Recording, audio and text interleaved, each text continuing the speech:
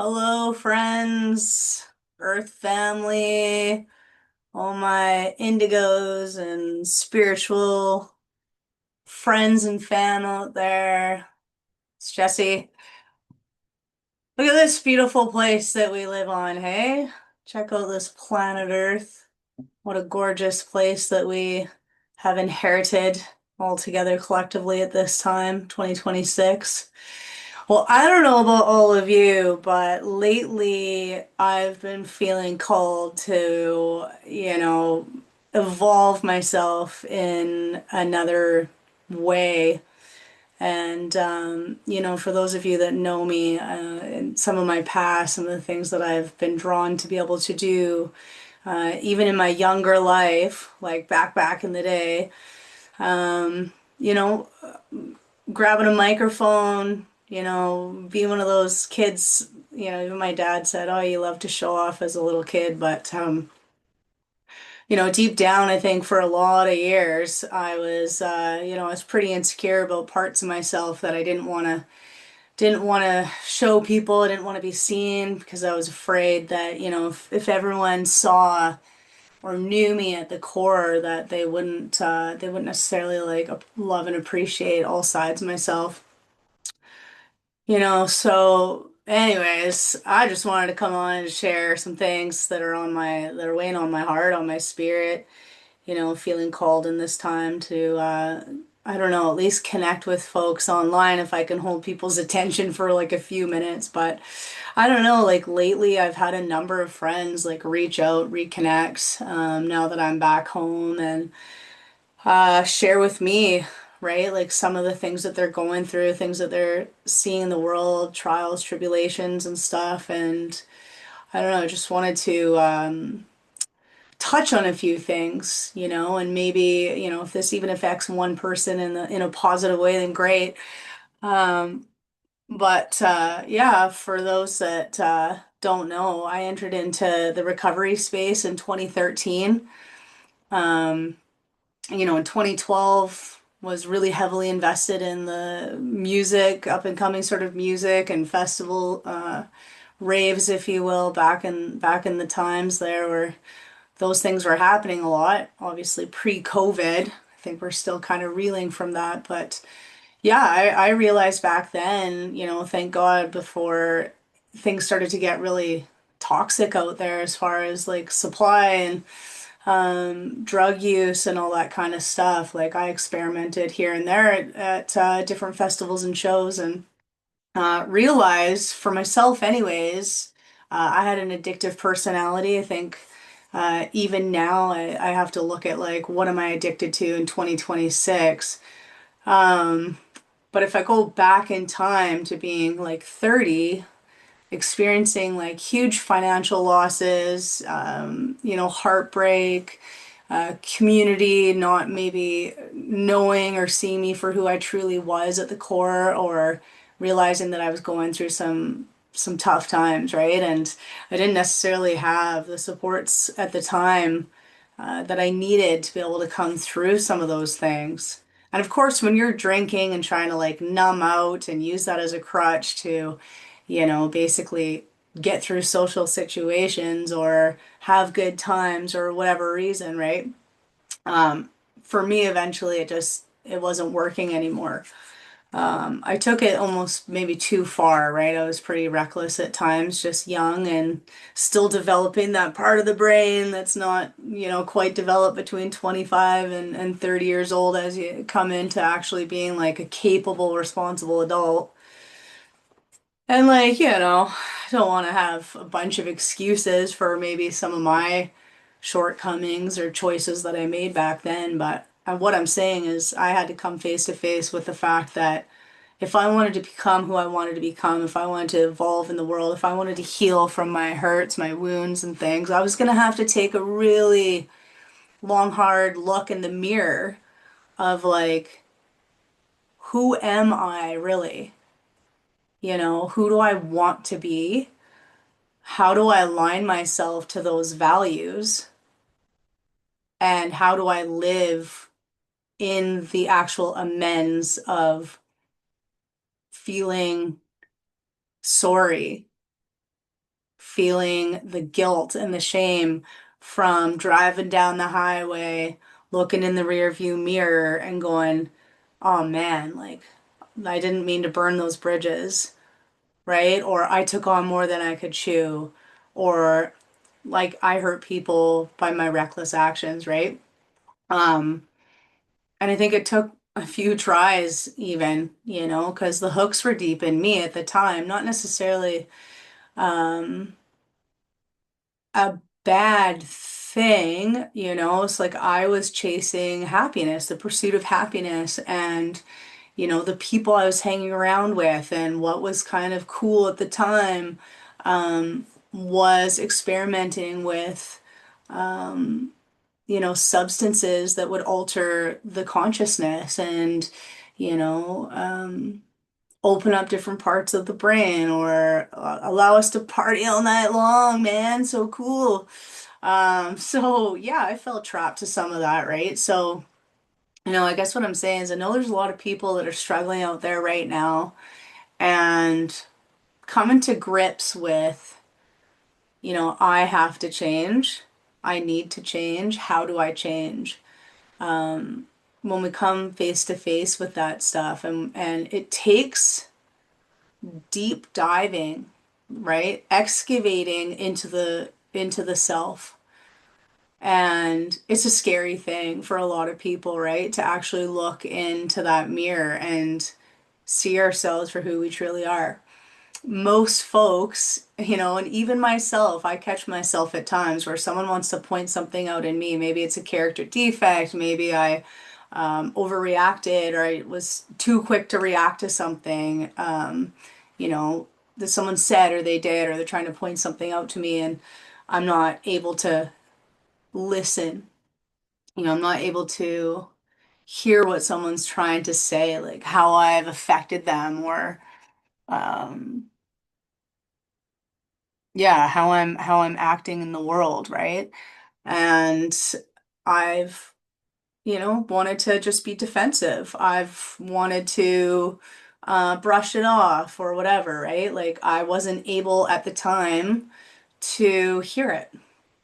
I didn't want to hear it, right? I wanted to just keep doing what I was doing, right? Like toxic behavior. But at the same time, I think for me personally, anyways, I feel called to be here on this planet at this time, and that takes courage, I think, with what's going on right now to actually uh, be vulnerable and put stuff out there and try to help other people and pull them up behind us, right? So, I kind of went dormant for a while. I didn't really want to share, my story of how, you know, say 15 years ago, put all my heart, soul, time, effort, energy into building community, into like taking risk financially and putting myself out there, starting a business young and wanting to hold space for people to come together and to shine, to put them up on a stage, and to celebrate together with love and hugs and yoga and music and all of the wonderful things that we get to do here while we're incarnated, right? For me, the biggest loss at that time, right? There were some things that happen outside of my control, right? And they say you can't control people, places, things, outcomes, right? And certainly I had to adapt to the outcome that happened for me. And I think I look back now and I'm reflecting on some of the conversations that I've had recently because I know that there's still people that are out there still struggling with, substance use, addictions, not really maybe knowing how to even address this stuff. And, for me, I didn't know what to do back then either. It certainly wasn't cool. There was no Instagram people out there when I first entered into recovery, back in 2013, saying, oh, the 365 days that I got sober. What are all the positive things that happened for me back when I got sober? Uh, that started to come 5, 6 years later down the track. I started to see different people coming online and influencers and stuff, which was great. For me, no, I knew a couple of people that were also trying to get totally sober and stop drinking and drugging and realizing that that wasn't really good for them either at the time. And so for me, it was going into AA. There I am, just totally lost and realizing that I can't keep going down that path. And I don't want to continue to make the same mistakes and go through loss, heartbreak, you know, um, being spiritually bankrupt, right? Like in here, um, it hurts when your heart's broken or um, you've gone through loss and like trying to like rebrand yourself, so to speak, like finding your footing again after going through something monumental. And it can happen in lots of different ways, right? Like I feel like it's not just my story that I'm trying to speak to. It's um, maybe you've lost a family member. Maybe it's a combination of losses, right? We talk about the stress scale in health and safety and how certain things have like a massive stress impact on you, right? Like whether it's a big medical injury or something that's happened, or you've been in an accident or an incident type thing. Um, you've lost your job, or layoffs are happening, stuff like that. Um, there could be a number of things that happen, right? That put you into uh, a mental health crisis, right? Like whether it's just too great, the emotions, right? Like if you're going through so much loss, so much grief, so much stress, I feel like a certain part of our brain kind of like cannot function properly, right? And yeah, it's overwhelming. And what do we do when we see our people like going through this kind of stuff? Because it could be erratic, it could be scary. Like, um, for me, I know I've hit rock bottom a number of times where it was like, just so hurt and so lost. It was like I almost feel like just tapping out right now, right? Like jumping off the building almost seems like an option just to end the freaking pain that you're going through. You know what I mean? Like, and so I don't know. I've lost a lot of friends, right? Like working in blue collar environments over the last 10, 12 years, oil and gas, mining, construction. Um, for me, I've witnessed it. I've been witness to and had lots of friends that were struggling, right? They're struggling to keep it together, working at a place where, it was totally clean. You can bring stuff in and you'd see certain people white knuckling and or people just going through tough times, right? Especially like the guys. I'm speaking to like all my dude friends, and they have to carry so much, I feel. Like when they're working away or working those long hours, got to be strong for your partner. You got to be away from your kids, strong for your kids. It's not like they're not missing them. And it's such tough work environment sometimes that I can see like how it's so alluring when you get home and you just want to like take the edge off or whatever, right? Yeah, or there's like the hurts and the pains that we suppress and deny and we don't work through, right? And those things, if we keep those in the closet and we keep those in the dark, they just fester. You know what I mean? They fester and they bother us and we never really work it out, right? Like whether that's past betrayal, someone's broken your heart, you've been lied to, you've been cheated on, you've been stolen from, maybe your parents weren't there for you, right? Maybe they were hard on you. Maybe you were never given the language, how to even name your feelings or to express your feelings, right? Again, like I don't want to like put men in one camp, women in the other, and vice versa. And like, of course, for me, like I fall under the rainbow banner, right? For the most part. Um, I've had mostly female partners, and I've worked with a lot of dudes, and surrounded by a lot of guys, and surrounded by a lot of women too. And the one thing that I will say is more often, I'm able to have those deep conversations with the gal pals, right? Where we come together and we kind of talk about what's going on and support one another and, taking strides to fix stuff and evolve I do praise all of the guy friends of mine that are also on that same trip, but for and like a lot of guys, just speaking out of my own experience of friends that I've had that I've chatted to, maybe they don't necessarily feel comfortable with being vulnerable, right?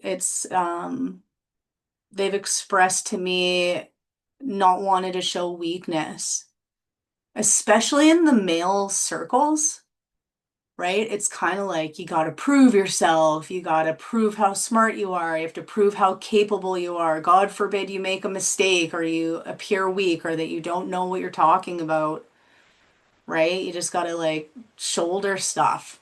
Um, but I've been fortunate enough for those same guys to go for a cruise with me or a walk, and it's how are you really? Like how are you guys doing really? And for them to drop those walls and actually talk about stuff. And language and understanding how to actually feel in our bodies, like what we're actually feeling. These days it's like, oh my gosh, everybody has anxiety, and I have had bouts of anxiety, crippling anxiety, actually. I've had full meltdowns, panic attacks, especially when I was younger. Like I was sort of deeply insecure. Like outwardly, I was had a persona, and I feel like I navigated towards my ego, where I was able to like um, put on this sort of persona of like, everyone loves the party girl. Everyone loves when I'm the first on the dance floor and I'm joking around and holding space. But that is also kind of like, for me, a coping mechanism. Some people do the opposite and they go in their shells. For me, I was more like, well, if I'm joking around and hanging out with people, maybe they can also be that for themselves too. So a lot of the time I was just like would go into hanging out joking mode just so that people would feel comfortable to do that, and I'd be silly and goofy, and I probably inherited that from one of my parents, but um yeah, just getting back to like hanging out with friends, right? And it's like we aren't necessarily given the tools to effectively communicate. Communication's this hot topic right now. Like, I mean, I see it being put out there online, take this course and that course and read this book and yeah, sure. Look, it is the thing that we do. It's the thing that we use to share informations and stories and understanding between each other as humans, right? But how the heck are you supposed to even express how you're feeling, where that feeling's coming from, all that kind of stuff, if we've never been shown how to do that, right? Or we've never been given the language. There's so many ways in which we can actually hone in on how we're feeling, right? Like happy, sad, angry, disappointed, right? Left out. But there's so many more uh, ways to express ourselves and feel on the spectrum, right? And I just feel that if we're unable to have like a super honest look at ourselves and ask why, why do I react this way? Why do I feel this? Why is everyone around me saying that, they're worried, right? Or, yeah, I mean, really getting honest, and then really, truly, it's all about willingness because, at the end of the day, like, it's a complex thing being human, isn't it? Like, it really, truly is. It's really complex. Like, when did you realize that you had, you know, this monkey mind? That you are your consciousness actually being aware of like your thoughts. And then it's two separate things. I mean, man, that concept didn't come to me until like my late 20s when I started like tracking that kind of stuff, right? I've read a number of books on this kind of stuff, right? Where if you're unconscious, right, and you're not even aware and you're just running on autopilot, right? And you're just letting those thoughts run rampant. Maybe you have negative thought patterns and you can't get out of that. Like that's just gonna like dictate who you are every single day, right? And our thoughts become our behaviors. And our behaviors and choices and actions over time, those ABCs, actions and behaviors. And then what? We're talking about consequences. Right? So again, like we aren't really taught this stuff, and if we continue to suppress, deny, turn away, right, from that inner voice and the truth of who we really are, we're running on unconscious patterns, we're addicts, we're, chasing the next high, we're, numbing out the things that are important because it's too hard. I had a really hard time actually with turning 30 because it was like, oh man, I really got to get my life together. Like I just can't have any of these excuses of like I didn't know better or I'm still young, and it's okay to have a decade of being young in your 20s, right? But if you start to notice that like, hey, like I'm not in alignment with, what it is I really truly want to do and who I want to be and have love in my life and good solid friendships and a partner. We have to be able to be willing to look at ourselves and have an honest reflection of, you know, who am I? And then being open to actually get some sort of support around that, right? Whether it is a fellowship or it is a group or a therapy, right? Or a coach or be a part of something, right? It's really hard to heal in isolation.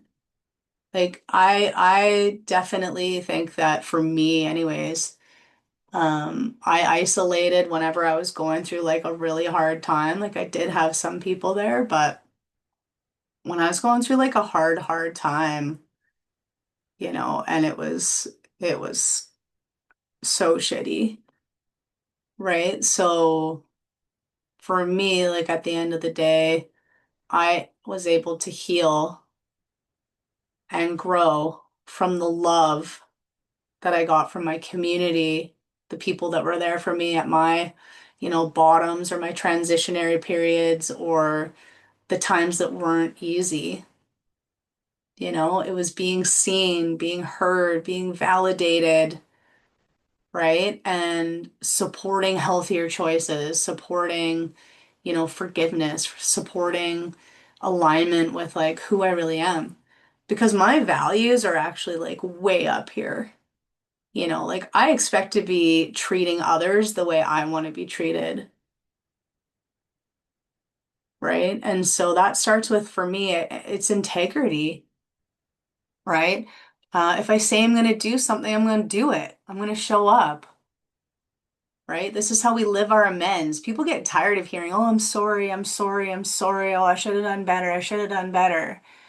Well, if you're so sorry, then do better. You know what I mean? And like my story actually does come with relapse. Like I tried, I got a serious amount of like clean, sober time under my belt, worked on a bunch of stuff, and then life started to happen again.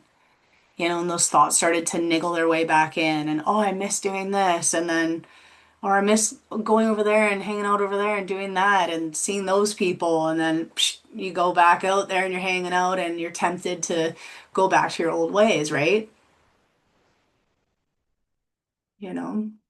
So for me, I mean, definitely over the last 4 years of choosing complete sobriety and um, things just shifted this time for me where I experienced such lows and loss and pain and grief and sadness and regret. Oof.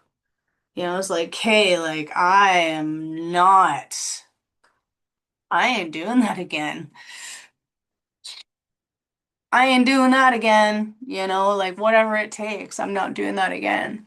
And I guess for me too, like I just didn't give up on trying to like be sober and be myself. And, even when things went down for me, I always tried to like take the highest road, own my shit, own my mistakes. Yeah, I did those things. I was younger then, or, I was, excuse me, drinking and doing my thing and unawares and reckless. And for me, I can radically forgive all of that stuff and just go, yeah, you know what? I was younger then. I didn't have the knowledge that I have today. I didn't have the connections that I have now. And now I can truly lead again from a place of ultimate alignment, right? Because I'm in alignment with my higher power.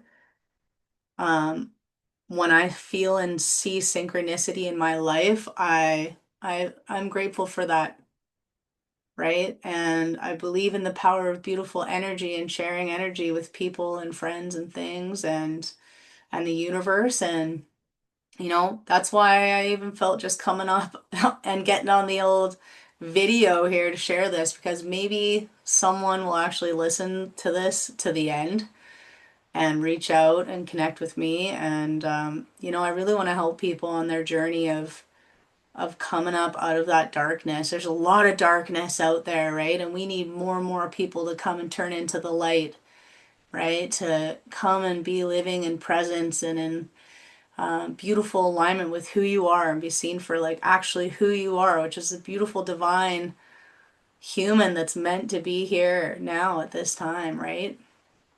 And we need the community to come together. So how do we come together? You know, I've been addicted to seeing like the geopolitical things of what's going on. And when I realized that I'd been hijacked just recently, I've been absolutely hijacked by that addiction, right? I was trying really hard to stay neutral. I was getting really like passionate about trying to wake people up to what's going on. And it's been tough, right? Like knowing in my heart and seeing like what was going on, for those of you that know what this means. And now all this stuff's coming out 2026 of what's been going on. And well, how do we come above and beyond all of this, right? Well, it takes each and every one of us, right, to come together in love and unity, support each other to get healthy, happy, be a strong person in society, and coming together around values, right? So, what are our values, right? For me, truth, backed with facts, backed with data. This all comes from me firing up all of my education and training around investigations and risk management, safety management. Like, honestly, the last 4 years learning this new skill set and being able to differentiate and put the emotions aside and actually look at facts, right? That is really important to me. Integrity is really important to me, right? Like taking responsibility when you've maybe strayed to the wrong way, right? Own it. Own it. When you see something out there that's not in alignment with treating others the way that you want to be treated or um, standing up for what you believe in. There was one person that really shaped my thinking when I was young. I took the same teacher for, I don't know, maybe 8 classes in high school. Very impressionable back then. And this teacher taught me English, French, English literature, and really shaped the way that we thought, critical thinking. And we would have to look at different scenarios, right? Things that would make you emotional, things that you might even see nowadays in headlines, right? Sensationalism. We're such this culture of like, oh, headlines, sensationalism. It's not necessarily the truth. It's one-sided to make you think or feel this way or that way, right? Nowadays, if you don't have critical thinking and you can't spend the time to actually go and research to prove if these things are true or not, we just spiral and go down these like little rabbit holes, I call them, right? And so for me, yeah, it's been difficult. It's been difficult to separate myself a little bit from all this stuff, but there's so much at stake, right? I feel like we're at this tipping point of evolutionary change. I follow some amazing astrologers out there in the world and other spiritual people, and this whole timeline that we're on has been prophesized so many different ways. You know what I mean? Like you could look at religions, you could look at the Hopi prophecies, you can look at the astrology, whatever. There's lots of different systems and teachings, right? That there was going to be kind of chaos in and around this time as things come to light. But I think how do we move through this? It's cooperation. It's literally through cooperation. They always taught us in school about, what was it? Darwin's theory.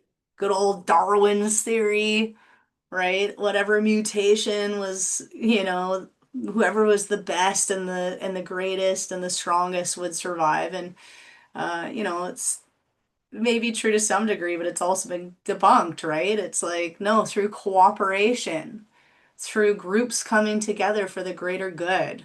The democracy, the moral authority, right? People coming together and standing up for what they believe in.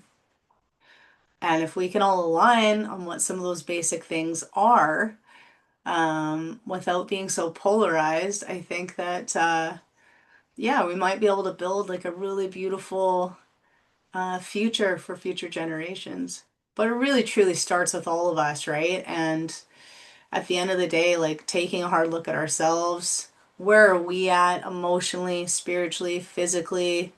Are we nurturing ourselves? Are we nurturing our families, our communities? Are we stepping up and helping out the greater communities, right? And it's hard when people are struggling, right? It's hard when people are struggling with the cost of living, or they're struggling with, addictions, or they're struggling with mental health, physical health, or whatever, right? So I truly, truly believe that the communities, like, we need to come together now. And yeah, that's kind of my rant. I don't know. I really just wanted to share some insight and, reflect on sort of, again, like some of the conversations that have been coming up, some of the things that I've been feeling and seeing, and share that with all of you. So if anybody is still watching this at the end, just want to give a big shout out. And it's the year of the fire horse, man. It's the age of Aquarius is here, and I feel like things are going to be a bit turbulent and dicey. And again, just you got to align with the people that you feel most closely represent who you are. Get those values dialed, what it is we want to see, and then hold people accountable that are in leadership positions. I'll leave it at that. We'll see what comes from all of that in the near future here. All right, everybody. If you stuck it out here, sending you so much love. May you have a wonderful day or evening wherever you are.